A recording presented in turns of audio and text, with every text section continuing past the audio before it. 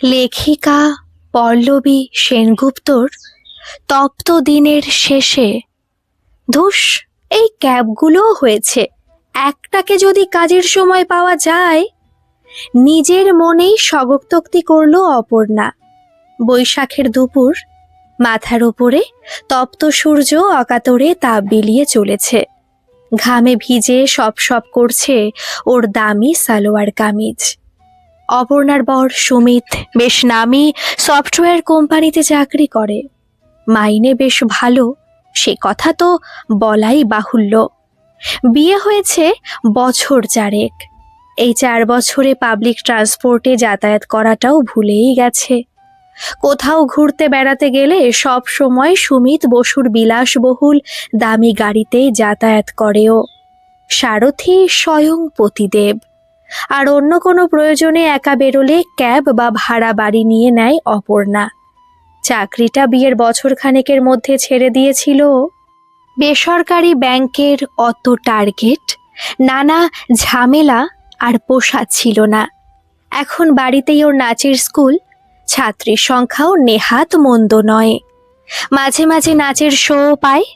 আর সত্যি কথা বলতে কি, নাচই তো ওর প্যাশন, তাই সেটা নিয়ে থাকতে পারাটা খুব ভালো লাগা দেয় ওকে। মোটের ওপর অপর্ণা একজন সুখী মানুষ।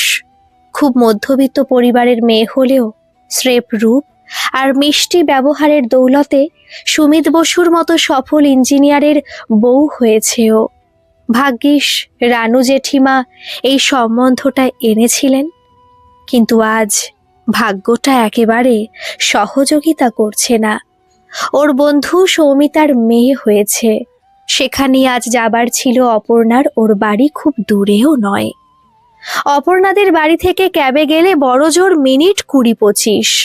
সুমিত যদিও বারবার বলেছিল অফিসে পৌঁছে গাড়ি পাঠিয়ে দেবে কোনো একটা ড্রাইভারকে দিয়ে, ওই বারণ করলো। ধুর, পাগল হয়েছ তুমি? এই তো সামান্য ডিস্টেন্স, এর জন্য গাড়ি কি হবে, ক্যাবই তো যথেষ্ট।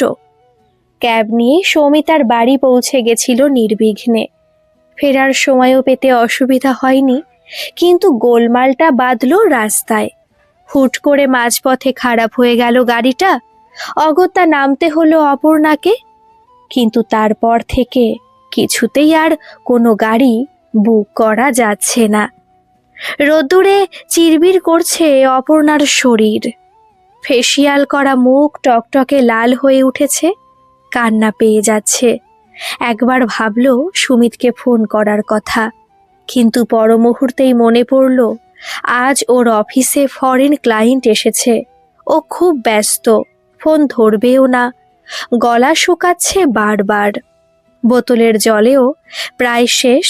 সব ক্যাব বুকিং ক্যান্সেল করে দিচ্ছে।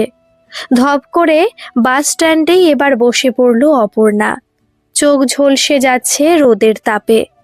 রাগে বিরক্তিতে কষ্টে চোখ বুজে ফেলল। কিন্তু মাত্র কয়েকটা সেকেন্ড, তারপরই ও টের পেল কেউ ওর একদম সামনে দাঁড়িয়ে ওর নাম ধরে ডাকছে। অপর্ণা, এই অপর্ণা, ঠিক আছিস তুই? ঝপ করে চোখ মেলল, আর সাথে সাথেই শিরদাঁড়া বেয়ে বয়ে গেল একটা হিমেল স্রোত। হিমু, তুই? বিস্ময়ে বলে উঠল অপর্ণা বসু। হ্যাঁ, আমি এই রাস্তা দিয়ে ড্রাইভ করে যাচ্ছিলাম। আচমকা চোখ পড়ল এই বাস স্ট্যান্ডে। ফাঁকাই টার্মিনাসে তোকে এভাবে বসে থাকতে দেখে অবাকই হলাম। মনে হলো তোর শরীর টরীর খারাপ করেনি তো রাস্তার রোদে বেরিয়ে? তুই তো কোনো কালেই রোদ্দুর সহ্য করতে পারতিস না। বলেই অল্প হাসলো হিমু, মানে হেমন্ত দত্ত। না, শরীর খারাপ ঠিক নয়, আসলে মাঝ রাস্তায় ক্যাব খারাপ হয়ে গেল, আর কোনো গাড়িও পাচ্ছি না কিছুতেই। সেজন্যই খুব মুশকিলে পড়ে গেছি। আসলে বাসে ট্রামে চেপে যাতায়াত তো আজকাল একদমই করি না।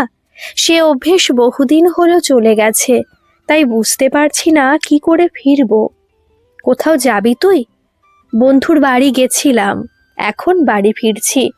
বাড়ি খুব দূরে নয় আমার, কিন্তু তবুও গাড়ি না পেলে তো খুব মুশকিল। তোর আপত্তি না থাকলে আমার গাড়িতে আসতে পারিস, তোকে ড্রপ করে দেব। তোর গাড়িতে? বিস্ময়ে যেন আধখানা হয়ে গেল অপর্ণা। হ্যাঁ, আমার গাড়ি, ওই যে। আঙুল তুলে অল্প দূরে পার করা সিলভার কালারের বড় সেডানটা দেখালো হিমু। না মানে, আমি আসলে, তোর দ্বিধা থাকলে আমি জোর করব না। ঠিক আছে, ভালো থাকিস। ফিরতে উদ্যত হলো হিমু। প্রমাদ গুনল অপর্ণা। না, কোনো অস্বস্তিতে পাত্তা দিয়ে লাভ নেই। এই গরমের দুপুরে নির্বিঘ্নে বাড়ি ফিরতে হলে হিমুর গাড়িটাই এই মুহূর্তে বেস্ট অপশান। দাঁড়া হিমু, আমি যাব, একটু উত্তেজিত স্বরে বলে উঠল অপর্ণা। কয়েক মিনিটের মধ্যেই গাড়িতে এসে বসলো ওরা দুজন। হিমু গাড়ি চালাচ্ছে। আরামদায়ক এসি শীতল করছে তপ্ত শরীর। গাড়িটা বেশ সুন্দর। দামি গাড়িটা বলার অপেক্ষা রাখে না। হেমন্ত একদম চুপ। অপর্ণাও কথা খুঁজে পাচ্ছে না। দুজনের মনই ছুট দিয়েছে অতীতের সুদূর প্রান্তে। বছর কয়েক আগেও হেমন্ত আর অপর্ণা ছিল বেস্ট ফ্রেন্ড। একসাথে পড়াশোনা, আড্ডা, ঝগড়া, খুনসুটি, মান অভিমান, প্রেম, চুমু কিনা ছিল ওদের মধ্যে। একেবারে সিনেমার মতো রঙিন হয়েছিল ওদের কলেজের 3টে বছর। কোনো সমস্যাই ছিল না। পুরো গোলমালটাই শুরু হয়েছিল গ্রাজুয়েশনের পর। সম্বন্ধ দেখা শুরু হয়েছিল অপর্ণার বাড়ি থেকে। সুন্দরী মেয়ে, ভালো পাত্রের তো আর অভাব হবে না। সে সময় দিনের পর দিন ও বলে গেছে, প্লিজ একটা চাকরি খোঁজো হিমু, নইলে যে সব মিথ্যে হয়ে যাবে আমাদের ভালোবাসা। হিমু যে সে সময় চাকরি খোঁজেনি বা চেষ্টা করেনি তা কিন্তু নয়, কিন্তু কোনো ইন্টারভিউ পাশ করতে পারছিল না ও। দিন পেরিয়ে যাচ্ছিল ক্রমশ, আর অপর্ণার ধৈর্যের মেয়াদও ফুরাচ্ছিল ধীরে ধীরে। একসময় অপর্ণা বেশ বুঝতে পারছিল যে হিমুর দ্বারা কিছু হবারই নয়। ওর ভরসায় থাকলে কুমারী হয়ে বুড়ি হয়ে যেতে হবে, অথবা খুব অভাবের সংসারে ওর গৃহিণী হয়ে হেসেল সামলাতে হবে। কিন্তু অপর্ণা তো এমন জীবন চায়নি। ও তো সুখের মুখ দেখতে চায়। তাই অনেক ভেবে চিনতে এই সম্পর্কে দাড়ি টানাই সেদিন শ্রেয় মনে হয়েছিল ওর। যেদিন হিমুকেও বলেছিল, এই সম্পর্কটা আমি আর বয়ে বেড়াতে পারছি না রে, আমি ভালো থাকতে চাই, কিন্তু তোর সাথে ভালো থাকাটা হবার নয়।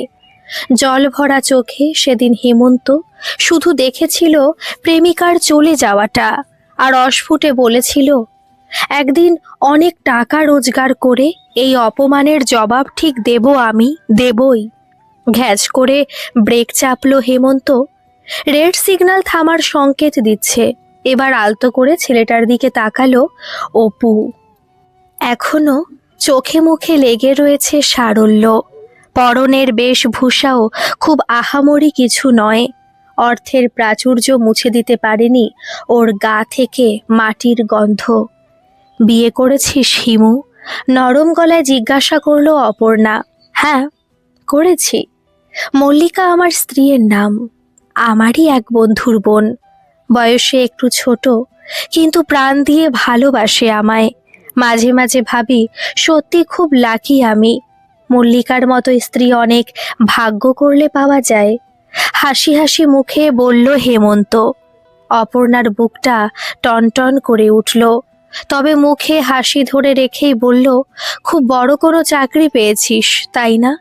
না, ব্যবসা, এক্সপোর্ট ইম্পোর্টের ব্যবসা দিয়ে শুরু করেছিলাম। তারপর খুব কম সময়ের মধ্যেই সাফল্য আসে। বর্তমানে এক্সপোর্ট ইম্পোর্টের পাশাপাশি লেদার আর গার্মেন্টস ফ্যাক্টরিও আছে। সল্টলেকে বাড়ি কিনেছি গত বছর।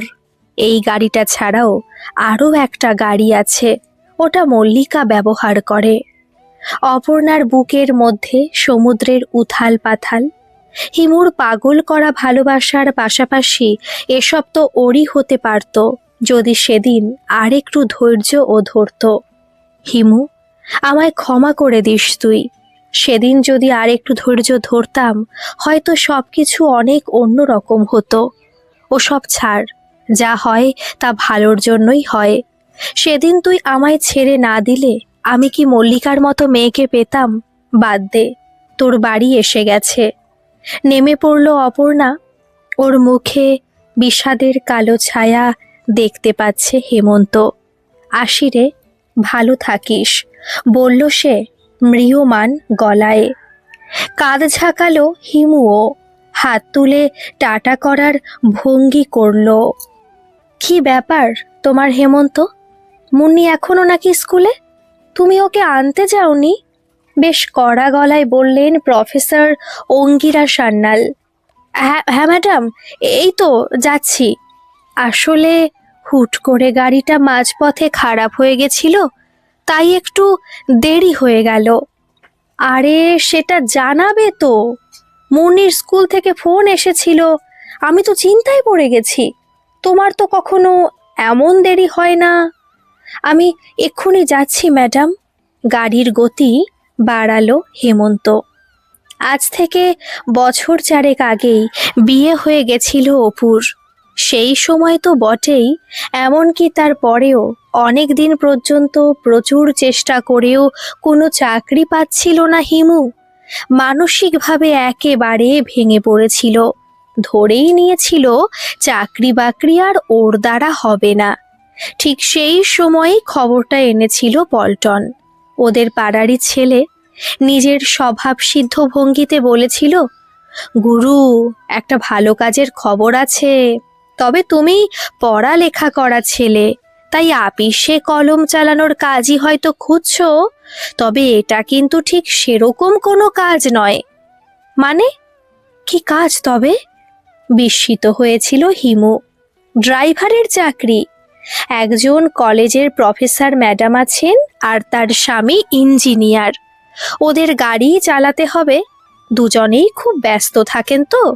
মূলত ওদের বাচ্চা মেয়েটাকে স্কুলে দিয়ে আসা নিয়ে আসা, আঁকার ক্লাস, কবিতা বলার ক্লাস, এসব জায়গায় ঠিক মতো পৌঁছে দেওয়া আর ফিরিয়ে আনা, এগুলোই করতে হবে। একজন বিশ্বাসী লোক খুঁজছে ওরা। মাইনে বেশ ভালো। করবে? সেই থেকেই অঙ্গিরা ম্যাডাম আর পুলক স্যারের কাছে কাজ করছে হিমু। খুবই ভালো মানুষ ওরা। মুন্নিও তার হিমু কাকাকে খুব পছন্দ করে। গত 3 বছরে হেমন্তর জীবন অনেক বদলে গেছে।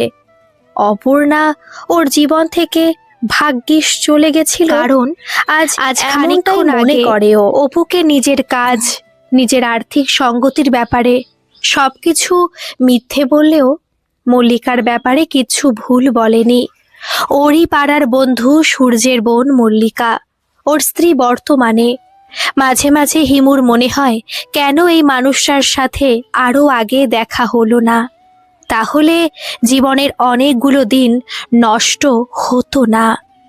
অপর্ণা হেমন্তের মনের কোথাও আর বেঁচে নেই, কিন্তু আজ আচমকা বাসস্ট্যান্ডে ওকে এলিয়ে পড়ে থাকতে দেখে খুব চমকেছিল হিমু। প্রথমটাই মনে হয়েছিল, তবে কি বিয়ে ভেঙে গেছে ওর?